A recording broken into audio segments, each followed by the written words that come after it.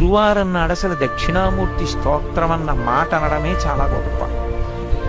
మిగిలిన స్తోత్రాలన్నీ ఒకెత్తు తక్కెట్లో, ఒక్క దక్షిణామూర్తి స్తోత్రం ఒక్కటే ఒకే.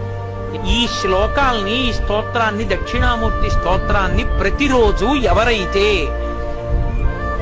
ఈ స్తోత్రాన్ని చదువుకుంటున్నారో, చదవడం చేత కాని వాళ్ళు, చదువుకోవడం వచ్చిన వాళ్ళు చదివితే వింటున్నారో, విని ధ్యానం చేయగలుగుతున్నారో, ధ్యానం చెయ్యలేకపోతే కనీసం పఠిస్తున్నారో, వింటున్నారో, ఇలాంటి వాళ్ళందరికీ కూడా సర్వాత్మత్వమితి స్ఫుటీకృతమిదం, ఆత్మ అనుభవంలోకి రావడమే కాదు, దానితో పాటుగా సమస్త సిద్ధులు కూడా కలుగుతాయి.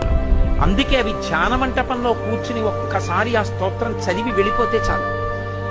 దక్షిణామూర్తి యొక్క పరిపూర్ణానుగ్రహం కలిగి కొన్ని కోట్ల జన్మలెత్తవలసిన వాడు, నన్ను నమ్మండి, నాకు శంకరులు ప్రమాణం, నేను నా సొంత మాట చెప్పట్లేదు, ఈ జన్మలోనే ఆఖరి ఊపిరిలో జ్ఞానం కలిగి పరమేశ్వరుని యందు ఐక్యమైపోతాడు, సందేహం లేదు.